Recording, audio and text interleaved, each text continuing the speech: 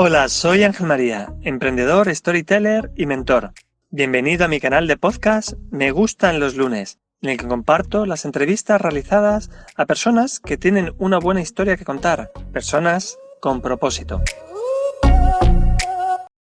Hoy hablamos con Francisco Alcaide, un apasionado del aprendizaje, como él mismo se define, autor del bestseller Aprendiendo de los Mejores, conferenciante, formador y coach de liderazgo y motivación. Es uno de los 30 influencers de emprendimiento y liderazgo, y también un hombre con propósito.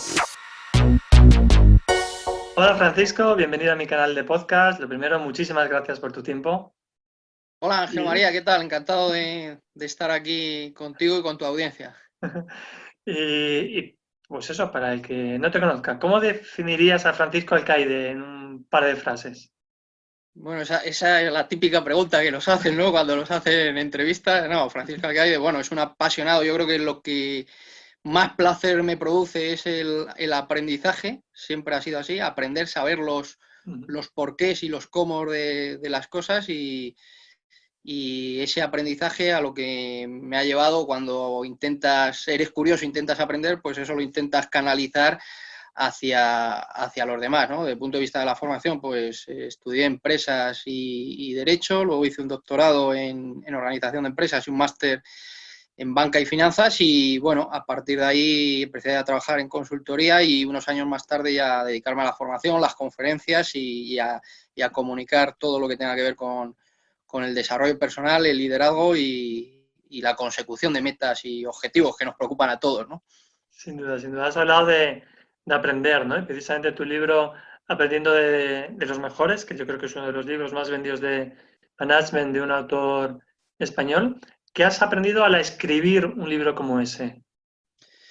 Pues muchísimas cosas. Al final, muchas veces el título es Aprendiendo de los Mejores y siempre me preguntan, ¿quiénes son los mejores? Y siempre digo, los mejores son aquellos que ya han llegado donde tú también quieres llegar, que han conseguido resultados que a ti también te gustaría conseguir. Este libro nace porque a las personas no siempre nos van bien las cosas, ya sea en el trabajo, ya sea en el amor, ya sea en las relaciones, en cualquier cosa. Entonces, cuando no te va bien la vida, ¿qué haces? Buscar respuestas, buscar soluciones. ¿Dónde las buscas? Pues generalmente en aquellas personas que les están yendo bien las cosas, ¿no? O que han demostrado.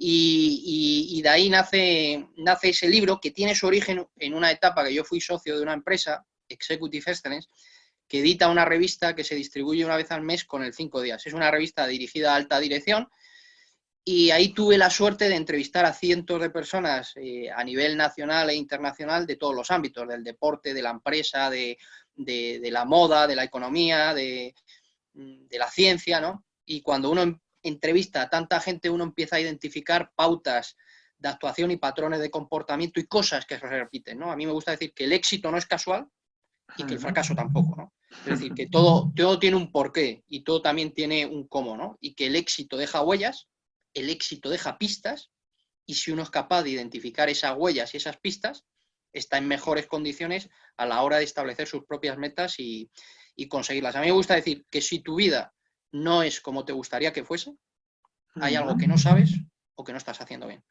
Qué bueno. Porque al final el éxito son dos cosas. El éxito es saber lo que hay que hacer y hacerlo. Y todo tiene unos principios, unos fundamentos que se repiten con independencia de las coordenadas de espacio y tiempo. Y hay que saber eso, los principios y los fundamentos, ¿no? Sí, has hablado de una cosa que a mí me apasiona, que es pues eso, de los patrones, ¿no? Porque yo estoy convencido, exactamente igual que tú, que el éxito es un patrón y es modelable, ¿no? Si tuvieras que decir tres características o las tres principales características que tienen los mejores, mójate, ¿cuáles dirías que son? Uno, importantísimo, claridad de metas, claridad de objetivos. Yo siempre pongo un ejemplo. Te diría que el 90 y tantos por ciento o el 99,99 o más o menos de los estudiantes que estudian una carrera universitaria se la acaban sacando. ¿Por qué? Porque tienen muy claro su destino. No me voy de la facultad hasta que no me den el título debajo del brazo, ¿no? Entonces, a ti te pueden suspender y puedes decir, bueno, es que me tiene manía el profesor, pues me cambio de clase. Es que es la facultad la que me tiene, pues me cambio de facultad. Es la ciudad. Al final, cuando tienes claro un objetivo, siempre buscas una alternativa para solucionar los problemas y llegar donde tú quieres llegar. Con lo cual, un estudiante da igual los problemas que haya. Al final, como hasta que no tiene su título no se va, repetirá, hará más cursos o lo que sea, pero no se va de la facultad hasta que no tiene su título, ¿no? Entonces, lo más importante, la claridad, Robin Sharma lo dice, la claridad precede al éxito, ¿no? Y Anthony Robbins también lo dice, la falta de claridad, más que cualquier otra cosa, es la principal causa de fracaso de la gente. ¿Por qué? Porque una vez que sabes dónde vas, solo hay que aprender todo lo necesario y hacer todo lo que haga falta. Al final, entre tu estado actual y tu estado deseado solo hay una palabra. Y esa palabra es aprendizaje. Y el aprendizaje son 3 cosas. 1, estudio. 2, práctica. Y 3, feedback. El estudio, por eso hay que leer mucho, porque el estudio te da los fundamentos. ¿Saber hacer algo implica hacerlo bien? No. Eso que te lo da, la práctica. Estudio, práctica. Ahora, como la primera vez que haces algo no es la mejor que lo haces, existe el tercer elemento que está entre ambos, que es el feedback. Entonces, al final es estudio, práctica y feedback. Y eso debe estar indisolublemente unido a la tercera variable, que es el compromiso, la determinación. ¿Y qué es el compromiso? Que es la palabra que todos utilizamos a diario y mucho. 2 cosas. El compromiso es hacer lo que haga falta, el tiempo que haga falta. Y volvemos al punto de inicio, ¿no? Si tu vida no es como te gustaría que fuese, hay algo que no sabes o que no estás haciendo bien. Y por tanto tienes que buscar cuál es la causa. La primera ley del éxito es causa-efecto. Todo efecto es producto de una causa. Y hay que buscar esas causas. Si te equivocas en el diagnóstico, te equivocas en la solución. Hay que saber los porqués de las cosas. Si no estoy vendiendo, si yo quiero ganar 6.000 euros al mes, porque es lo que me fijo de objetivo y estoy ganando 1.000, hay algo que no sé o no estoy haciendo bien. Si yo quiero ser emprendedor, montar negocios y he montado 10 y los he cerrado, hay algo que no sé o no estoy haciendo bien. Todo tiene un porqué, todo tiene una causa. Por eso el compromiso es hacer lo que haga falta, el tiempo que haga falta, ¿no? Qué bueno. ¿Y tú cuando escribiste tu libro, te propusiste ya ser un bestseller? ¿Te pusiste esa meta, lo visualizaste? ¿O qué se necesita para llegar a ser un bestseller como tú, claro? Bueno, que para ser bestseller, o sea, esto es muy sencillo. O sea, lo que hace ser bestseller o no es el mercado, que te compre. O sea, entonces, pero esto es aplicable a un libro o a cualquier negocio. O sea, a mí muchas veces me preguntan, ¿qué hace falta para tener éxito con un libro? Y yo siempre digo, para tener éxito con un libro no tienes que tener mentalidad de escritor, tienes que tener mentalidad de empresario.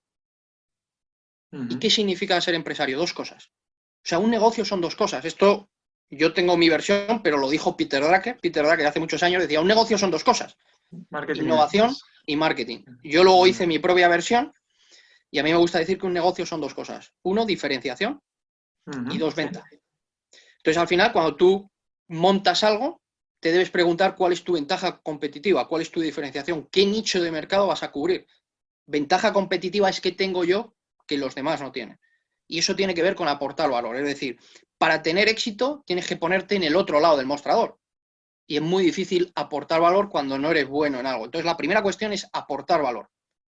Y para aportar valor hay que conocer el mercado. Y 2, una vez que sabes que vas a aportar valor, ¿cuál es la segunda clave? Muy sencillo, vender. Es decir, tener un modelo de negocio que convierta ese valor en dinero. Lo importante no es tener buenas ideas, lo importante es tener buenos negocios. ¿Y cuándo tienes un buen negocio? Cuando la gente te compra. O sea, yo muchas veces dando cursos o clases a emprendedores les digo, ¿cuál es la habilidad más importante que tiene que tener un emprendedor? Y la mayoría no sabe contestarme. La habilidad más importante, te diría yo, en el mundo de la empresa y en la vida general es aprender a vender, saber vender. Sin venta nada ocurre. O estás vendiendo o estás fallando. Es decir, ¿por qué cierran los negocios? Los negocios cierran porque llega un momento que las ventas caen y no sostienen los gastos, ¿no? Entonces... sí, dicho sí, la verdad es que suena hasta fácil, ¿verdad? Es sencillo, pero no fácil. Es sencillo porque es sencillo. Pero luego la ejecución no es fácil, ¿no? ¿Y dónde fallamos? Porque antes te decías que igual que hay patrones para el éxito, hay patrones para el fracaso, ¿no? Es decir, ¿por qué luego no hacemos esas cosas que son sencillas, ¿no? Bueno, uno, ya lo decía, o sea, si me preguntas a mí cuáles son los enemigos, uno fundamental es la falta de compromiso. Es decir, a mí en muchas entrevistas me preguntan ¿cuál es el principal pecado que se comete en los procesos de desarrollo personal? Y siempre respondo, la impaciencia. La gente se fija metas, se pone en marcha y al no ver resultados, abandona. O sea, para mí en esta vida nadie fracasa, solo hay gente que abandona en algún punto del camino. Si estamos diciendo que la primera ley del éxito es causa-efecto, lo único que tienes que encontrar son las causas. Ahora, si renuncias, si las cosas no te están marchando como a ti te gustaría, es que has parado. Pero si siguieses investigando, esto es como investigar, ¿no? Los investigadores, los científicos, hasta que no llegan a la solución, es ensayo-error hasta dar con la tecla, ¿no? Entonces, ¿cuál es el problema? El problema siempre de todas las sociedades, no voy a poner de ejemplo a Francisco, a Warren Buffett, uno de los 10 tíos más ricos de mundo, ¿sí? este momento y de todos los años. Él dice, hacerse millonario es muy fácil. Dice, y entonces la gente le pregunta lo que tú me has preguntado a mí, ¿y por qué la gente no se hace millonaria? Dice, porque la gente vive pegada al corto plazo. La gente hace algo y cuando no ve resultados, pues cambia a otra cosa. Entonces Warren Buffett decía, mi primera inversión la hice con 17 años, ahora tengo 87 años y sigo haciendo lo mismo. Es decir, si tú te focalizas en algo, la conclusión es que no te puede ir mal. Porque antes o después vas a descubrir las claves que hacen que las cosas funcionen. Sí, Sergio Fernández dice que el éxito es inevitable si haces eso, ¿no? Es decir, que la Claro, uno es... claro que sí, es decir, porque al final, si tú te fijas, hay un punto en el que coinciden todas las personas de éxito. ¿Cuál es ese punto? Que son expertas en algo. ¿Y qué hace falta para ser experto en algo? Acumular conocimiento y experiencia en algo. No puedes ser experto en algo mientras no acumules conocimiento y experiencia, ¿no? Yo siempre pongo un caso dando conferencias, que es que Rafa Nadal, cuando era joven, Rafa jugaba al fútbol y al tenis. Entonces, con 7 años, su tío, Tony, le dice, mira, o fútbol o tenis. Entonces, Rafa al final optó por el tenis. Pero a Rafa es muy fácil verle cuando su agenda se lo permite en el palco del Bernabéu, porque es una apasionada del fútbol, y a Rafa le gusta más el fútbol que el tenis, porque él dice que es un deporte más de equipo, ¿no? Es decir, Rafa no dijo, bueno, el lunes voy a ir a tenis, el martes a natación, el miércoles a ping-pong, porque si te dispersas, no puedes acumular conocimiento y experiencia en algo. Es decir, lo que te convierte en un referente es ser muy bueno en algo. ¿Y qué hace falta? Pues acumular. Por eso el foco, las personas de éxito son personas de foco. La dispersión es aliada de la mediocridad. Yo en Aprendiendo Mejores pongo siempre un caso que es el de Anthony Robbins, que él lo dice. Dice, ¿yo por qué me convertí en un conferenciante excelente? Dice, porque mientras otras personas de mi empresa se comprometieron a hablar una vez en público al mes, yo me comprometí a hablar 3 veces al día. Con lo cual, dice, después de un año, ellos habían hablado 12 veces. Y yo había hablado cientos de veces. Dice, después de 2 años tenía 10 años de experiencia en comparación con ellos.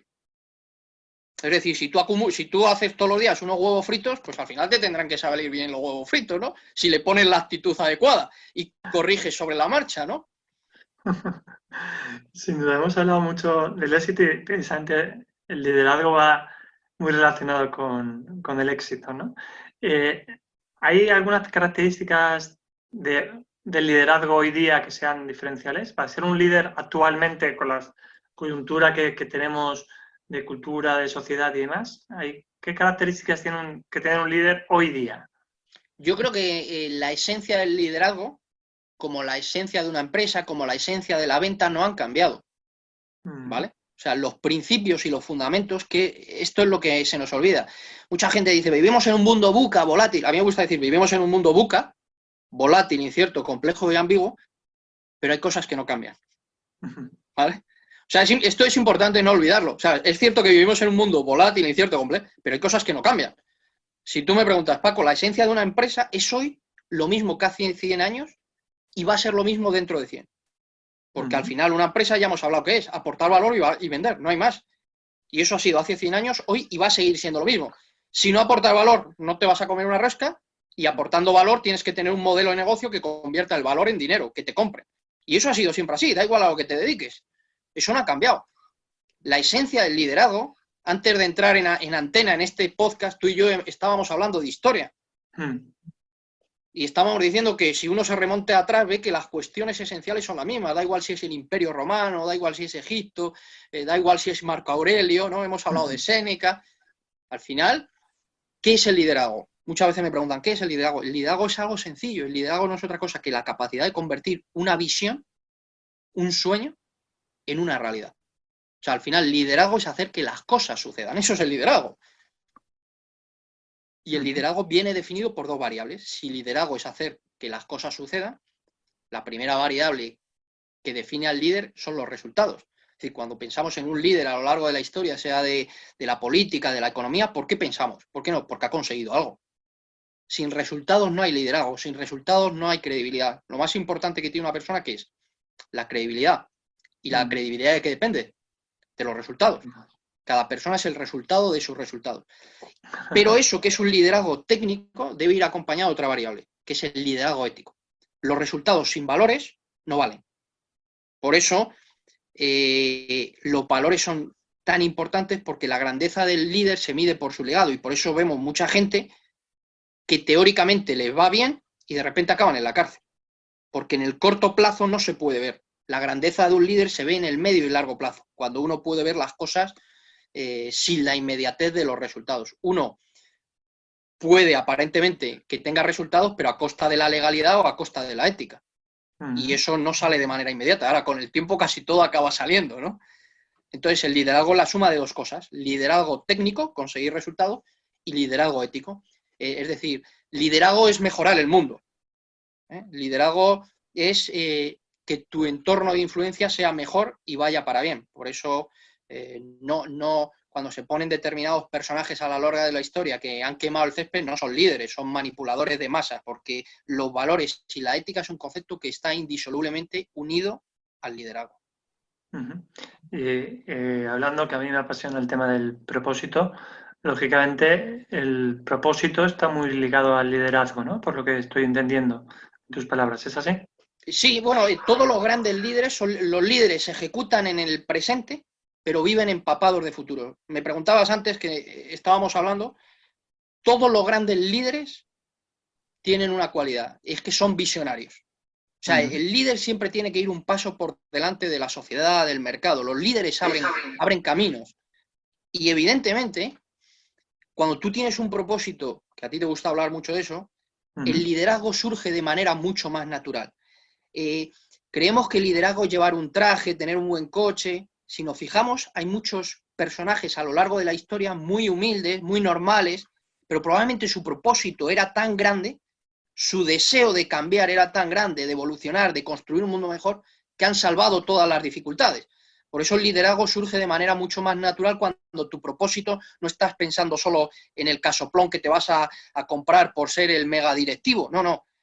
Pensemos en Nelson Mandela, pensemos en la Madre Teresa Calcuta, personajes muy normales aparentemente, pero su propósito les hizo que su propósito era tan grande que el liderazgo surgió de manera natural y les ha hecho ir solventando todos los problemas que han aparecido por el camino, porque realmente cuando tienes claro tu meta, llamémosle meta o propósito, que es lo que hablábamos antes, la claridad de metas, eso te va a llevar a hacer todo lo necesario y aprender todo lo necesario y hacer todo lo que haga falta. Porque al final esa es la base de todo crecimiento, el aprendizaje. Y si tienes ese propósito y esa pasión por tu meta, al final siempre vas a encontrar el camino para llegar donde quieres llegar, ¿no? Claro que es importante el propósito, y vemos que personajes muy sociales, en entornos culturales, históricos muy complicados, han sabido vencer todas esas circunstancias para reconducir a la sociedad o al equipo, a donde sea, hacia ese objetivo. Volvemos a lo que decíamos, Nelson Mandela en Sudáfrica, la Madre Teresa, o muchos personajes a lo largo de la historia, ¿no? Martin Luther King. Sí, hablabas relacionado con todo esto que los líderes están un paso por delante en el futuro, ¿no? Tienes también un libro maravilloso que se llama Tu futuro es hoy, que conecta mucho con una frase que yo digo, que es que el futuro se escribe con la narrativa del presente. Háblanos un poquito más cómo un líder puede vivir en el futuro, pero siendo hoy. Pues para vivir en el futuro, un líder tiene que ser una persona con una gran sensibilidad. y la sensibilidad es la capacidad de ver lo que no se ve. ¿Vale? Eso quiere decir que un líder debe ser una persona muy observadora, porque al final esa observación y esa sensibilidad te hace captar matices, detalles, cosas que los demás no ven. La sensibilidad es el ancho de banda que una persona tiene.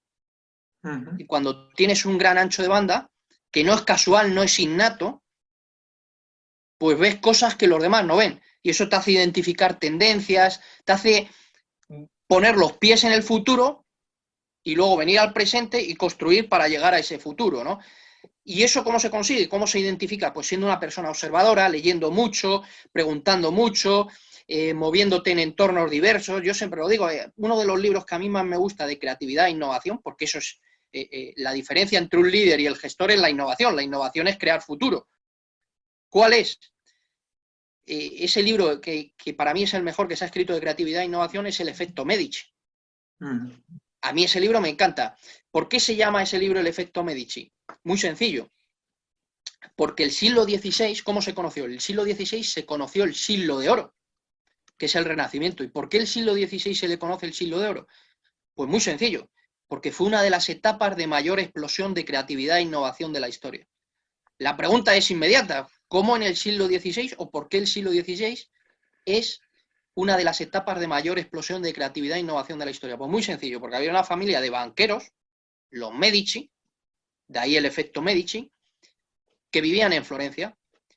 Y entonces, como el dinero lo tenían los Medici y vivían en Florencia, ellos auspiciaban a mucha clase de gente.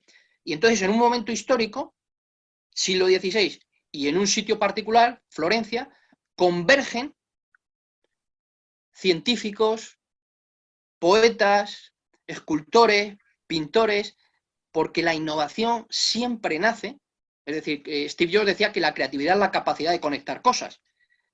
Cuantos más inputs tengas en tu cabeza y más diferentes, más capacidad de innovar. Con lo cual, si en un contexto histórico, si tú eres abogado y te juntas con otros abogados, tu capacidad de innovar va a ser escasa. Ahora, si un abogado se mezcla con un pintor, probablemente salga algo interesante, porque cada uno está contemplando la vida desde ángulos diversos y eso te enriquece. La cuestión es que la innovación siempre nace de la diversidad, del roce, de la intersección, de la cultura, de cosas diferentes. Si tú y yo nos vamos a París, París está muy bien, pero vivimos en un contexto europeo muy parecido. Si tú y yo nos vamos a Mozambique o nos vamos a Senegal, probablemente recibamos inputs mucho más ricos para innovar que si nos vamos a París. Entonces, un líder, pues eso, busca siempre... un líder tiene que ser, por definición, humilde, porque la humildad te lleva a preguntar, la humildad te lleva a relacionarte con otra gente diversa, algo que es importante, dado que vivimos en un mundo más plano, lo estamos viendo en muchas organizaciones. Todo el mundo hablaba de mentoring, ahora se habla del mentoring inverso. Generalmente antes uno llegaba rico con 65 años, hoy vemos gente muy joven que es millonaria. Y por eso en las organizaciones se están implantando procesos de mentoring inverso. Es decir, la gente más joven tiene muy interiorizado las redes sociales, toda la tecnología, y digamos, los más jóvenes están asesorando o están siendo mentores de la alta dirección, porque si no la alta dirección está muy perdida. Entonces, y que un tío de 50 años se deje asesorar por un tío de... Pues hay que ser humilde, ¿no? Sin duda. Pero los grandes líderes son humildes, cosa que tampoco suele abundar, eso está claro, ¿no? De hecho, mira, titulas a tu blog Los ganadores buscan soluciones y los perdedores buscan excusas, ¿no? ¿Por qué lo titulas así? ¿Que te lo has encontrado muy a menudo? ¿Cómo lo has vivido esto con los líderes? Y a mí muchas veces me preguntan si a mí el éxito, entendido por éxito, no vamos a entrar en temas espirituales, esto está enfocado todo desde el punto de vista del desarrollo personal, de la consecución de metas y objetivos. Si a mí el éxito me obligasen a resumirlo en una palabra, mi palabra sería autorresponsabilidad. ¿Y qué es autorresponsabilidad? Autorresponsabilidad es centrarse en el qué voy a hacer y no en el qué va a pasar. Las personas autorresponsables se centran en el qué voy a hacer y no en el qué va a pasar, porque si uno hace depender su vida de que acabe la crisis o que ciertas personas tomen algunas decisiones, puede pasar el tiempo y seguir en la misma situación, ¿no? Y autorresponsabilidad no significa que todo dependa de uno, no todo depende de uno. Lo que sí depende de uno es no perder de vista nunca tu meta, tu objetivo, e ir encontrando alternativas a los obstáculos que van apareciendo. Muchas veces, yo creo que este es el problema, no se trata de eliminar obstáculos, se trata de bordear obstáculos. Hay obstáculos que no se pueden eliminar. Entonces uno tiene que ver cómo bordea esos obstáculos. O sea, uno no puede decir, yo querría que el IVA no fuese el 21, que fuese el 10. Lo siento, el IVA es el 21. ¿Vale? Entonces tú tienes que buscar cómo facturas más, cómo eres fiscalmente, lo que sea, pero tú siempre tienes que buscar una solución para llegar donde quieres llegar. Y volvemos a lo mismo, que es lo que hemos hablado, que todos los personajes a lo largo de la historia, muchos pasaron por entornos culturales, históricos, sociales dificilísimos, pero acabaron sacando adelante aquel proyecto, aquel propósito que querían, ya sea Gandhi, volvemos a citar Gandhi, la Madre Teresa, Nelson Mandela en Sudáfrica, Luther King, etcétera, ¿no? ¿Por qué? Porque no se dejaron amedrantar por todo eso. La vida no es como te gustaría que fuese, la vida es como es. La cuestión es cómo consigues bordear todo lo que va apareciendo por el camino para llegar donde tú quieres llegar. Y entonces, al final, ¿cuáles son los 4 grandes enemigos de la autorresponsabilidad? Pues lo que yo suelo decir, ¿no? La excusitis, la victimitis, la quejiquitis y la culpabilitis. Que te hacen sentir bien, porque te vas a dormir tranquilo, pero que no cambian tu vida, ¿no? Y eso es un problema. O sea, las excusas te hacen sentir bien, porque te evitan tomar acción y le puedes endosar la responsabilidad. Pero al final tu vida mañana sigue igual. Las excusas te quitan energía hoy, pero tu vida sigue igual mañana, con lo cual no sirven para nada, ¿no? Pues me parece súper potente y además me parece una buena forma de ir acabando ya la entrevista. Eres una persona que precisamente compartes mucho y me gusta mucho la claridad que hemos tenido y aportas mucho valor, ¿no? En redes sociales, concretamente tu blog, en redes, en LinkedIn, compartes bastante, ¿no? ¿Cómo has definido esa estrategia? ¿En base a qué? ¿Cómo haces ese aporte de valor? Bueno, de manera natural, es decir, las personas que estamos acostumbrados yo creo que tu capacidad también depende de tus inputs. Entonces, es cierto que a mí se me conoce de unos años para acá, o sea, de las redes como tal, a lo mejor 10 años, pero yo llevo absorbiendo mucho conocimiento, entonces eso queda más visible ahora, ¿no? Entonces tu capacidad de aportar depende de tu capacidad de absorber. Entonces si absorbes mucho, puedes compartir mucho o tienes más necesidad o tienes más canales, ¿no? Y entonces en mi caso no, tampoco hay una estrategia. Yo creo que muchas veces en conferencias, en eventos me preguntan ¿en qué redes sociales hay que estar? Y yo siempre digo en todas.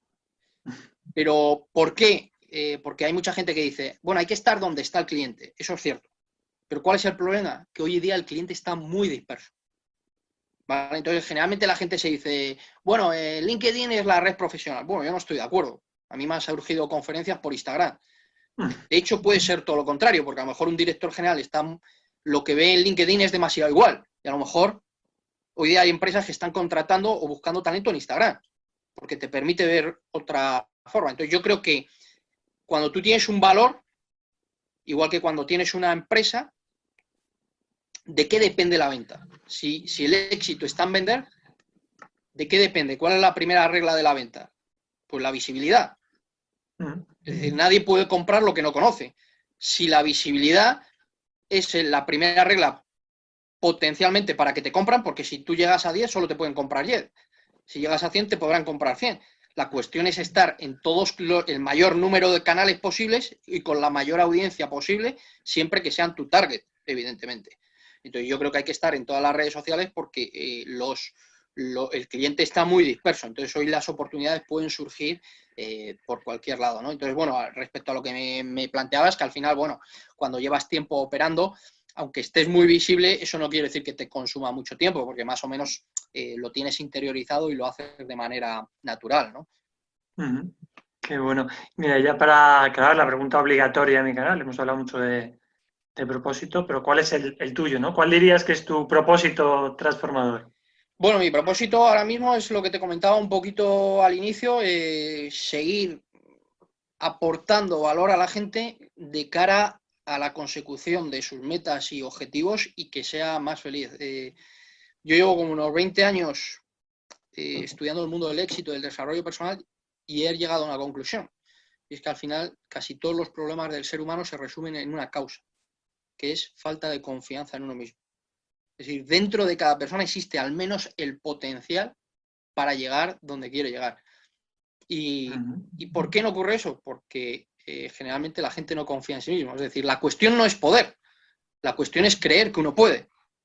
Porque lo que una persona cree determina lo que es capaz de hacer. Creer que puedes hacer algo te moviliza a ir a por ello, y creer que no puedes hacer algo no te moviliza a ir a por ello. Es decir, no es un problema de capacidad.